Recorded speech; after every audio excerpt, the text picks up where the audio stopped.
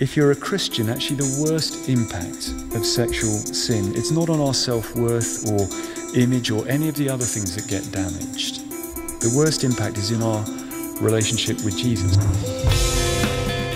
Jesmond Parish Church is one of two parishes in Newcastle that are still holding out against the appointment of women bishops. It also maintains a traditional line on sexual relationships. Experiencing desires like same-sex attraction for what's outside God's will, that isn't sin. But running those desires into practice is. It's an approach defended by Rod Thomas, the Bishop of Maidstone.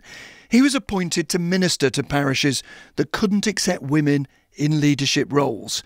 He believes that in a time of endless, often disorientating change, people crave certainty. By all means, change how you go about seeking to reach people. But if you change your message, you cease to provide people with spiritual food. And at the end of the day, the real need that people have is for their spiritual hunger to be satisfied. And that can only be done when people are clear about the gospel message.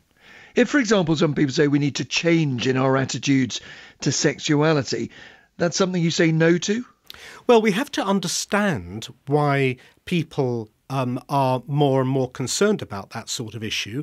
And part of the reason is because people are very concerned about their identity, what it is that makes them who they are, what it is that makes them human. But what have you got to say to gay men and women then? I think we've got a great message, because what we've got to say is that in Jesus Christ we find our identity primarily in him and in what he's made us to be, one aspect of ourselves, which is our sexuality.